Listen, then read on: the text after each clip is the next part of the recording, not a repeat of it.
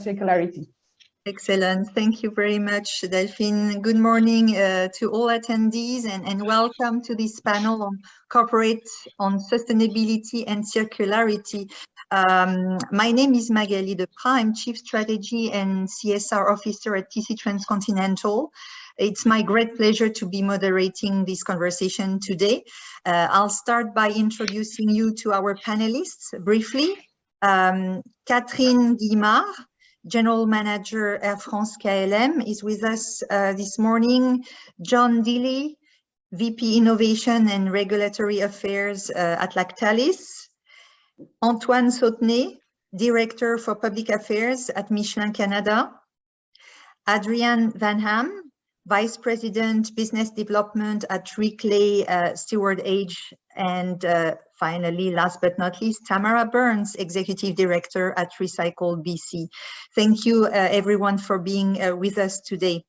So before we start this conversation, I'd like to start by putting some context as to the key themes we will address this morning. As you know, regulators and investors demand that business establish transparent value chains and conduct due diligence regarding the social and the environmental conduct of their operations. So in this context, companies are increasingly adopting circular business models. Yet many are currently hitting roadblocks on their journey towards circularity in Canada, notably lacking solutions to collect, recycle, and reprocess their wastes. So during this panel, we will hear concrete business cases explaining how companies engage with service providers, stewards, regulators to find solutions that leverage circularity, and how they address the full life cycle management of their products and the environment impact on their operations. So we have 3 European companies operating in Canada with us today, each in different industries. And I'd like to start this session by asking them to share with us their key strategic objectives related to circularity, the key initiatives and projects they are working on, their initial wins and their challenges as they move towards circular economy in Canada. I'll start with Catherine. For Air France KLM, but first let me set the stage by bringing a few facts. Aviation is responsible for about 2% of greenhouse gas emissions and 2.5% of global CO2 emissions. It sounds relatively small, a small chunk compared to other sectors. Yet the key challenge with aviation is that it's particularly hard to decarbonize. And as for the waste, airlines generated 5.7 million tons of cabin waste back in 2017. And as passengers' numbers increase, the volume of waste could have doubled in the following 10 years. So, Catherine, can you share with us Air France KLM's key objectives related to circularity and sustainability and how you're implementing your roadmap in Canada? How are things going so far? Thank you, Magali, for the introduction, and thank you all for the opportunity to be with you today. So, like Magali mentioned, Air France and KLM, we have a strong sustainability roadmap since many years now. For KLM, it's encompassed through fly responsibility. It's something we launched in 2019, and it's based on 3 pillars: reduce, replace, and compensate. And for Air France, it's encompassed in acts, mostly encompassing what Air France is doing to ensure more sustainable air transport. Like you mentioned, we have key targets to reduce CO2 emission. We are planning to reduce by 30% CO2 emission per passenger per kilometer by 2030 compared to 2019 level, meaning in absolute emission minus 12%. Also, we are leveraging a new generation aircraft like the Airbus 350, Airbus 220, currently produced in Canada in Mirabel, allowing us to reduce CO2 emission. And also more looking at short, mid-term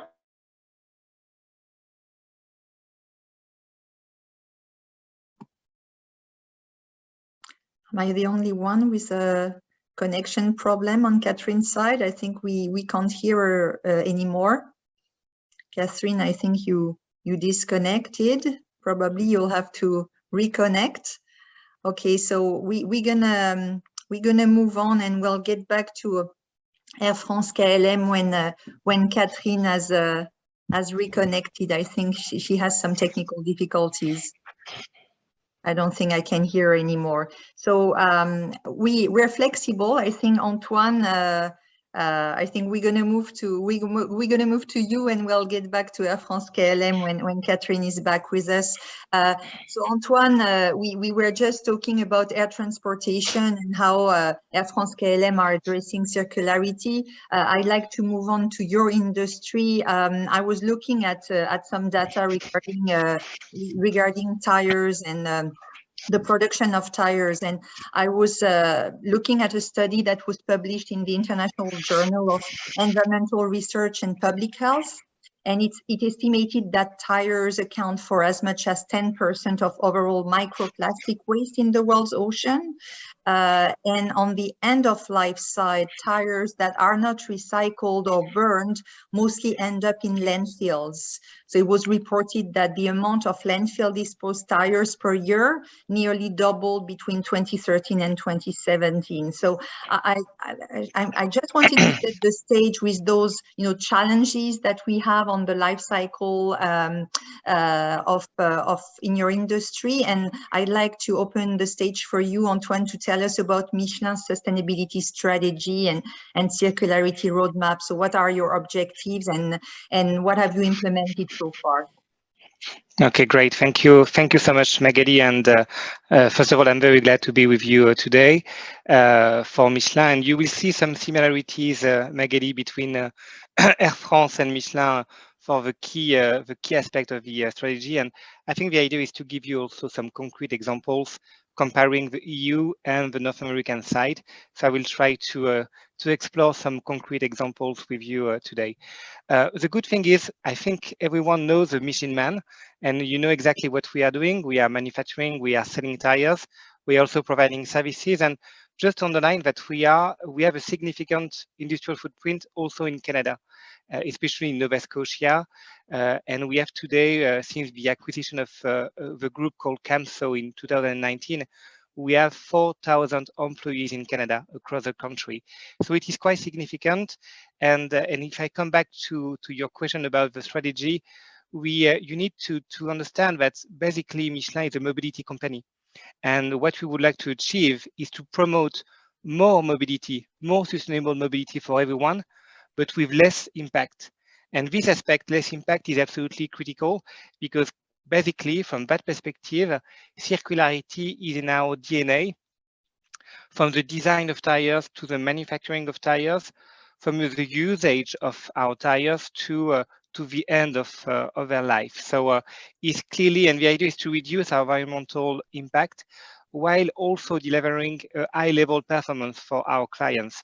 So we need to find the good balance between the all elements. And when it comes to circularity, it's about that, combining sustainable mobility and performances.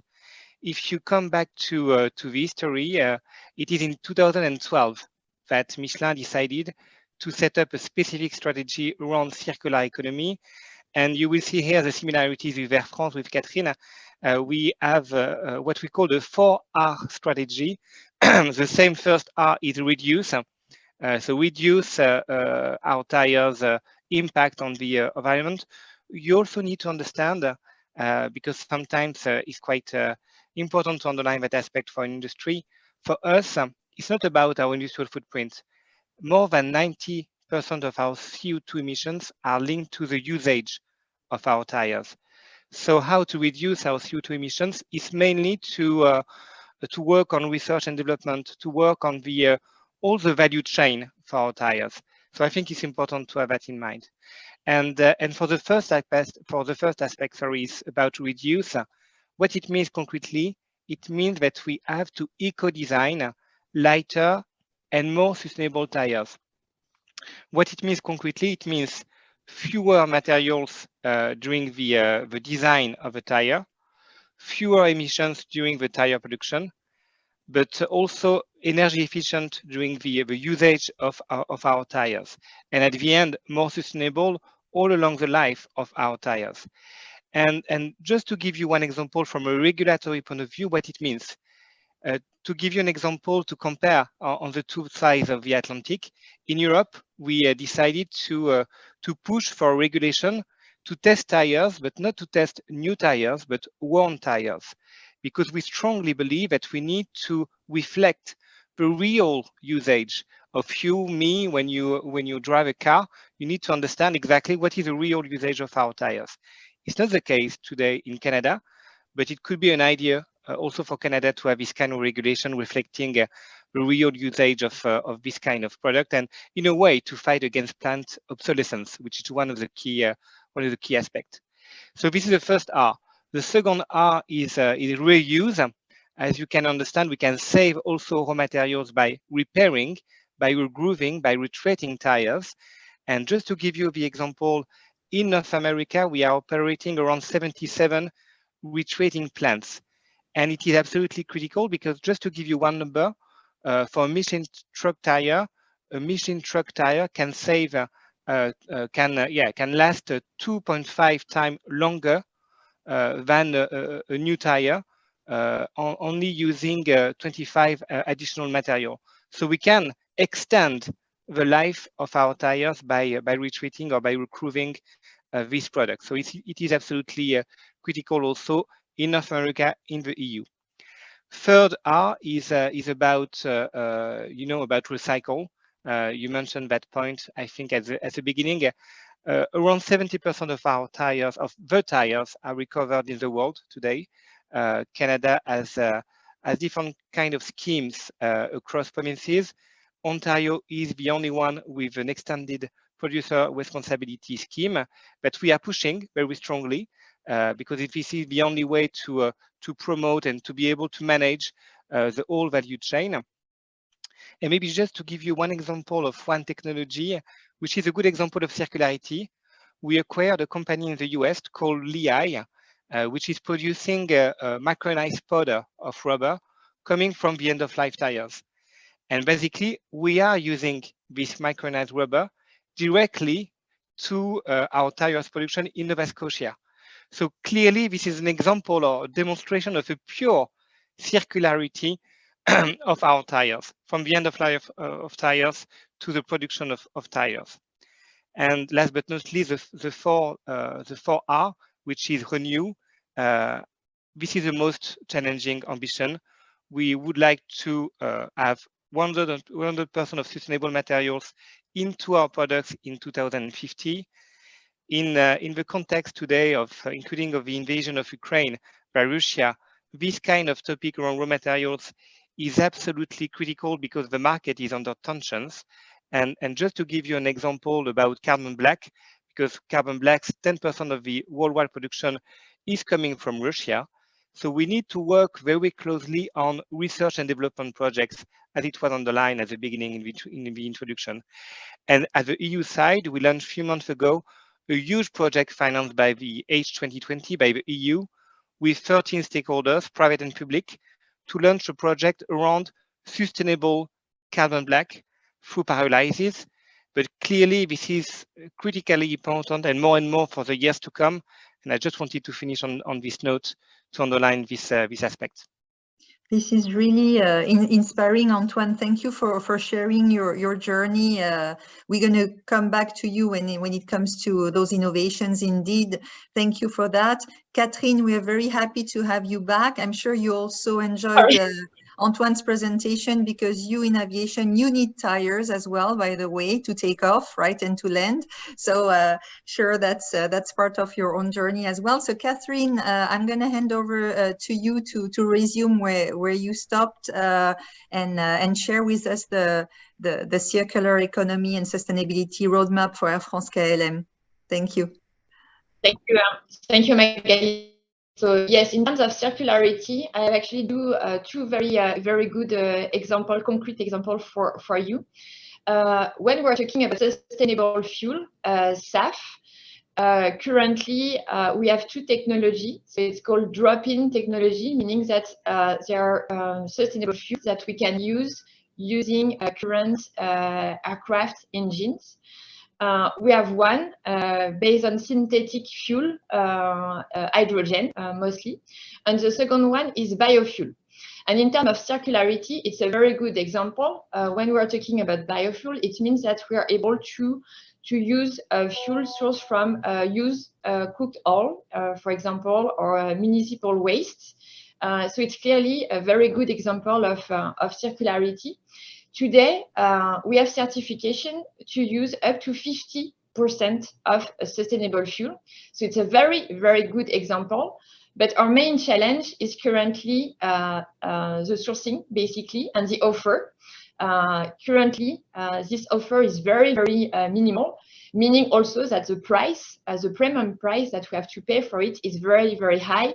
If you compare with current jet fuel, it's roughly between 4 to 8 times higher than normal jet fuel. So it's a very, very big challenge. So that's why it's very key for us to continue to push this agenda, to continue to work with business community, regulatory bodies to help this offer and innovation. And the second example, looking at circularity, is waste management, and especially international waste. Just to give you an example, today we are able to sort on board everything related to plastic bottles, aluminium, carton, and glass, wine bottle, champagne bottle.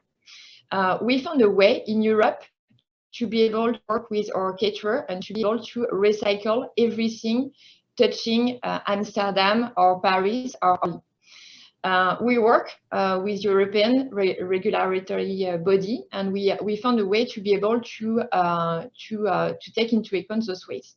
What we're trying to replicate here in Canada, it's basically what we have been trying to do in Europe. And currently, we are facing huge challenges in Canada to be able to replicate. We did several pilots in Canada, in Toronto, in Montreal. So we are able to do it. We know how to do it. We are able to work with our caterer. So we know how to work with all the sorting. But basically, we need an extra push looking at how international waste is considered in Canada. Thank you, Catherine. We'll have, I'm sure, Adrian and Tamara comment on this when you mentioned the current challenges that you're facing in Canada. Thank you for sharing. I'll move on to our third panelist. I'll move on to John with Lactalis, and John, same as for our two other panelists. I was looking at the report that addressed food and agriculture. And the dairy sector as a whole is responsible for 4% of global greenhouse gas emissions. The vast majority coming from production, of course, with on-farm activities contributing most significantly. So I'd like to hear your views regarding Lactalis objectives when it comes to sustainable farming, when it comes to supply chain circularity as a whole. It would be interesting for us to understand what dairy farms in Canada have done so far, and can you share about your wins and your key challenges too?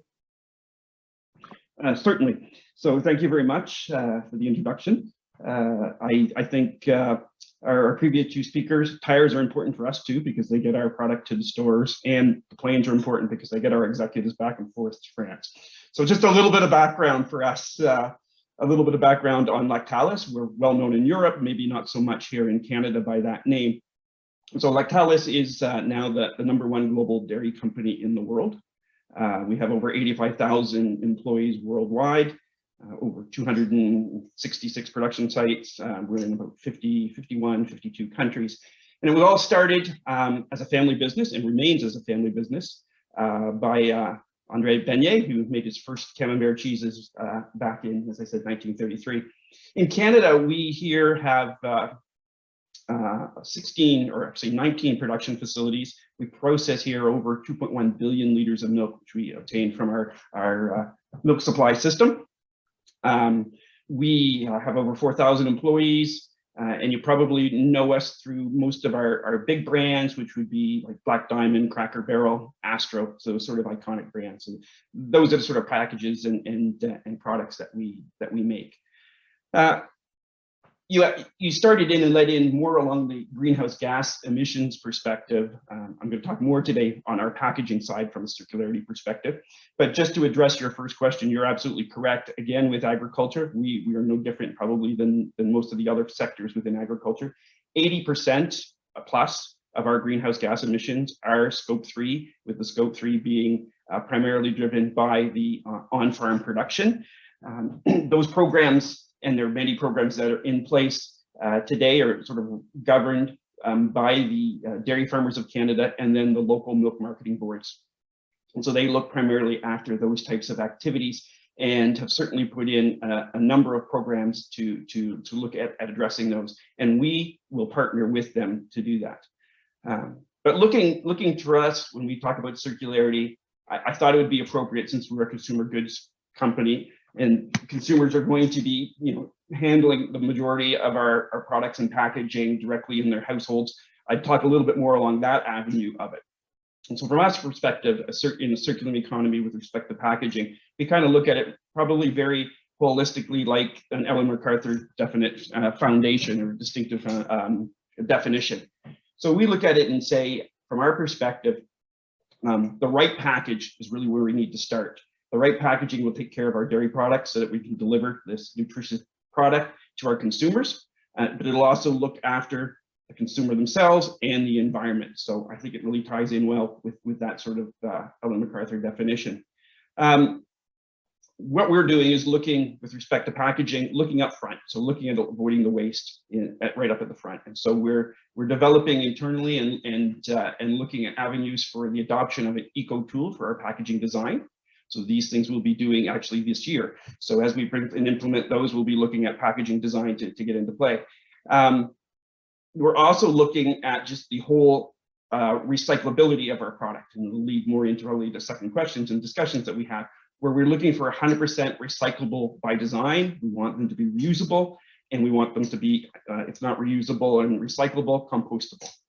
And we're looking at trying to remove all the various contaminants out of the packaging supplies. And that's what we're doing at this now. We're building our roadmap for our products through to 2025, 2030, and how we obtain the goals that we're looking at. Part of those goals, of course, to create circularity is putting in post-consumer recycled material. And then when we can't use post-consumer recycled material, making sure that the virgin material we have is from a sustainable source. But really one of the bigger challenges that we have is that 90% of our packaging is product contact packaging. So something that the consumer comes in contact with the food that the consumer eats.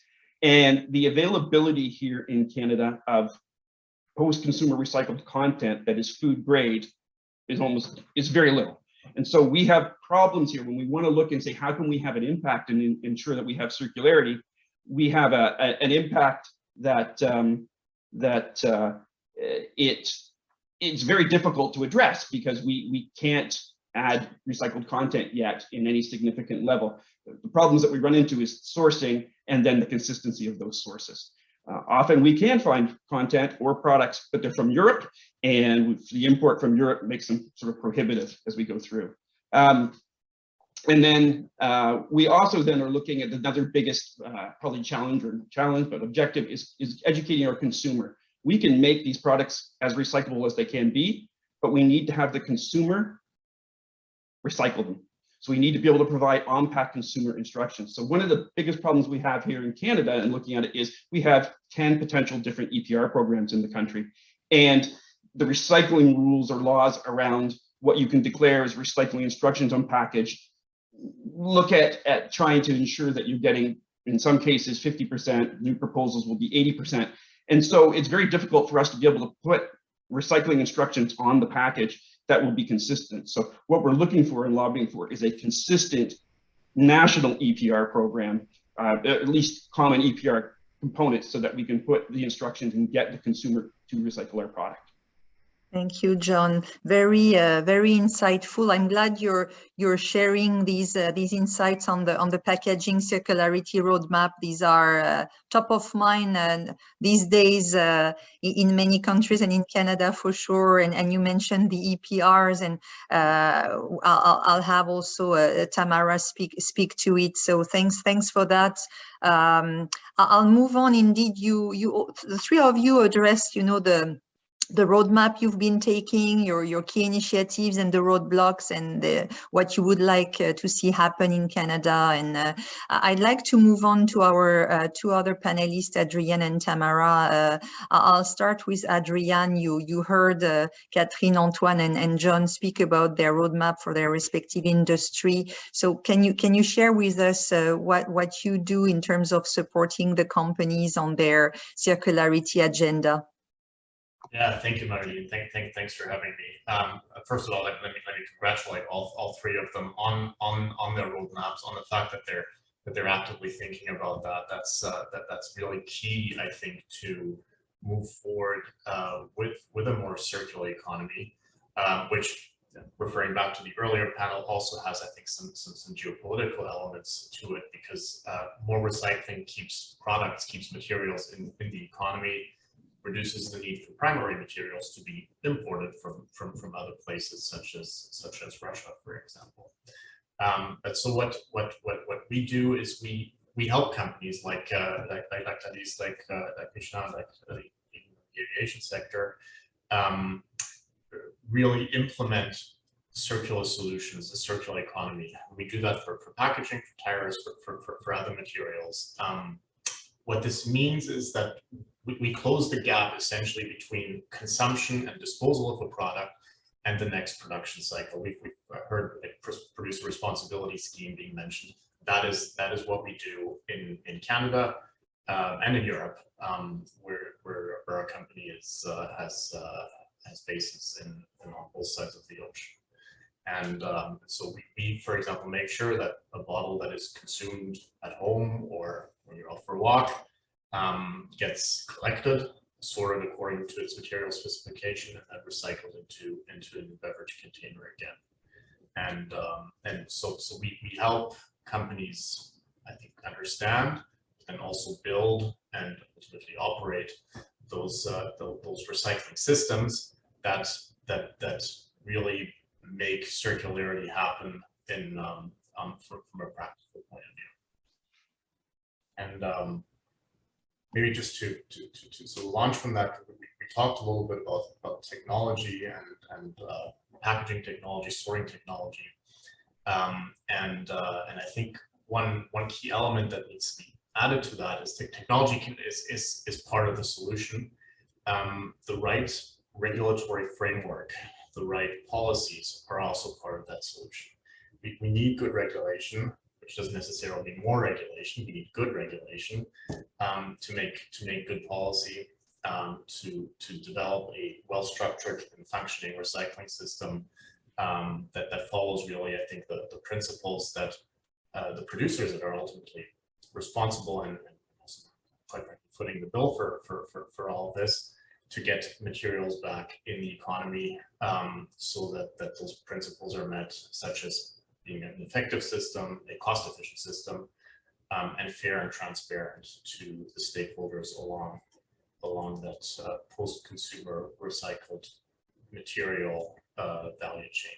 Because that's to the point made earlier by Tadis here, that will increase material availability in the Canadian market, in the European market, is implementing effective collection and ultimately recycling systems. Thank you, Adrienne. That's a perfect segue into Tamara. Tamara, you speak coming from British Columbia, and Recycle BC is responsible for the residential packaging and the paper recycling in the province of British Columbia. You have one of the most advanced extended producer responsibility programs in Canada. You heard actually John mentioned what would be needed across the country in terms of new extended producer responsibility, harmonized programs. So what are the opportunities you see with these EPR programs in advancing circularity in Canada?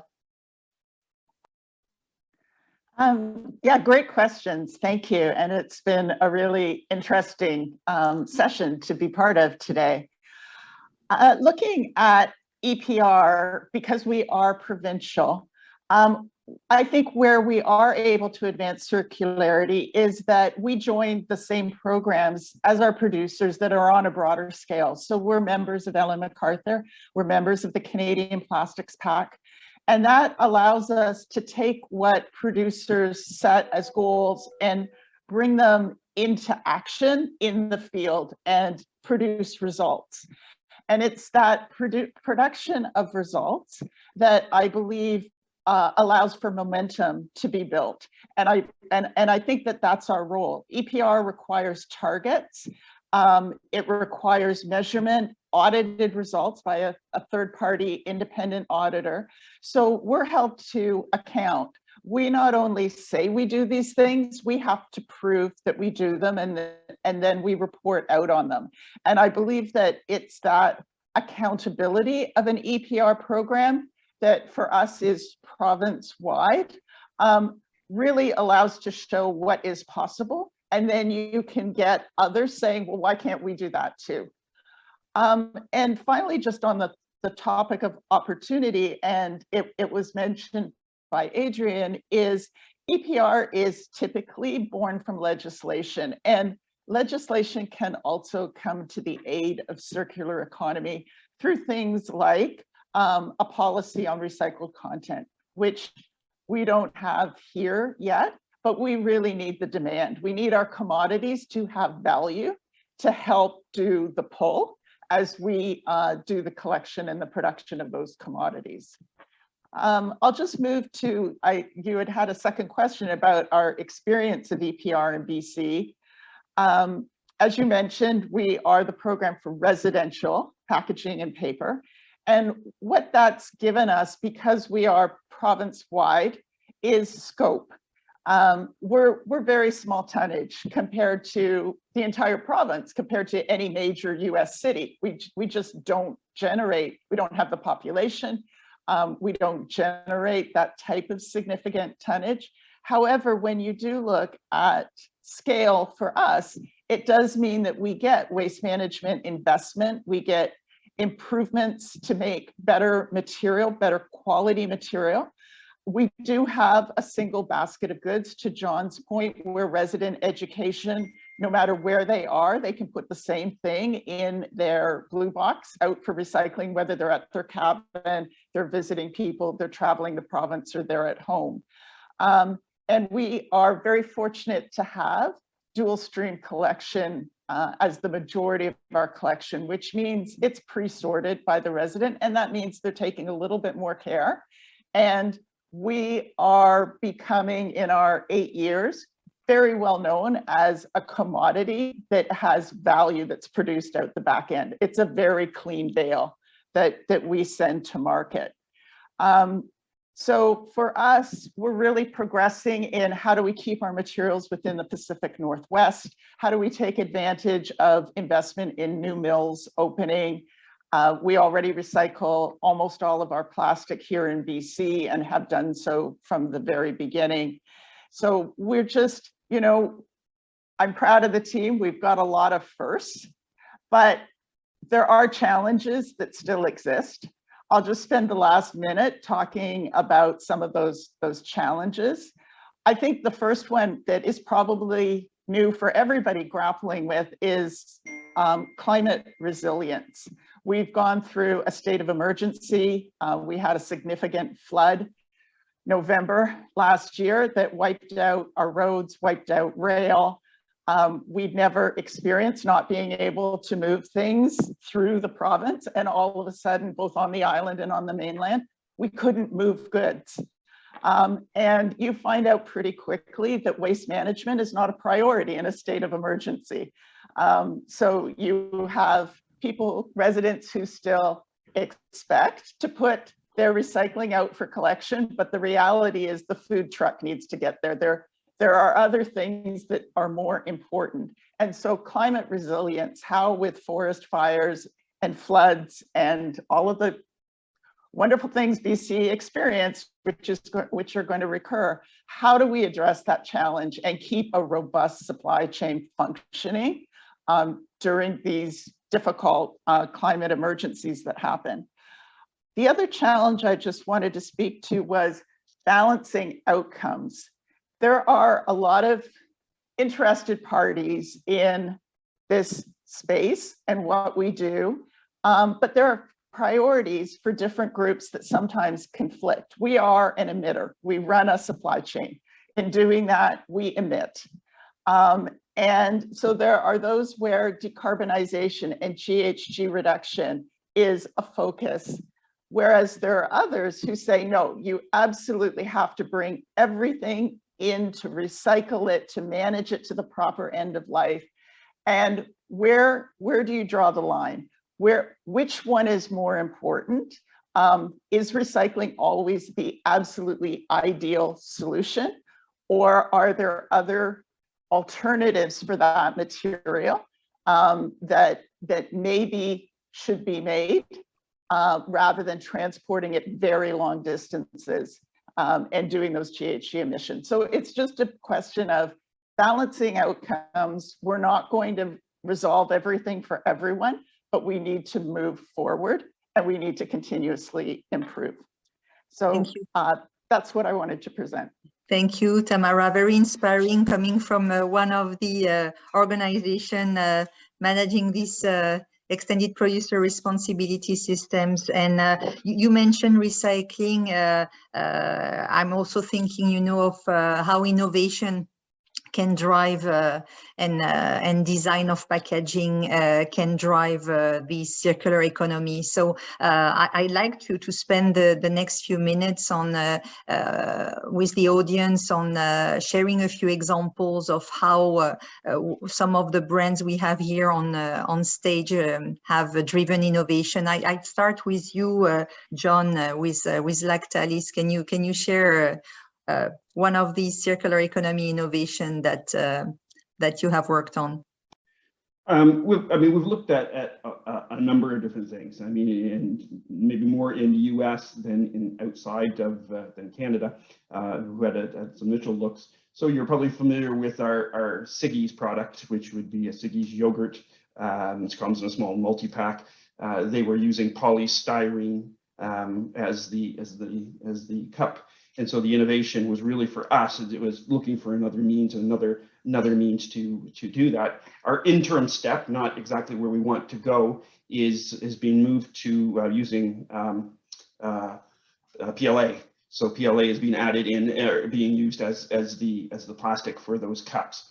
But our long-term goal will be innovating and trying to use something like a polypropylene. So it's a stage, and innovation has to be at various stages. The first innovation had got us away from a problematic plastic.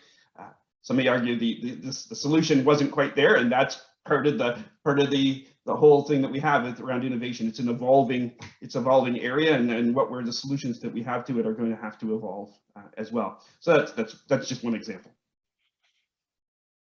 Thank you, John. How about you, Catherine? Air France KLM, one example of innovation for circular economy that you'd like to share with the audience?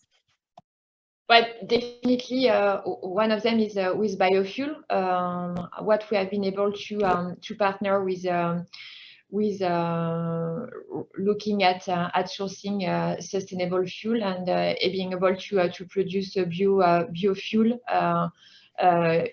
Mostly using, I mentioned municipal waste before, used cooking oil. So it's definitely innovation. So it's something key. what also I would like to mention is how we are able to partner as well with regulatory bodies, especially if I compare with Europe. Now we have mandatory mandate imposed to the producer, and definitely it's also helping to shape the supply and the full value chain. So it's really something key. Also, we need to work on. Thank you, Catherine. And I'll finish with Antoine on the innovation topic. I know you partnered with company here in Canada. Can you share with us what you've done at Michelin? Yes, of course, Magali, and you will see it's interesting because you can see some similarities with John. Actually, we decided to partner with a Canadian company called PyroWave, which is basically a plastic waste technology. And the idea is very, very similar to what John explained.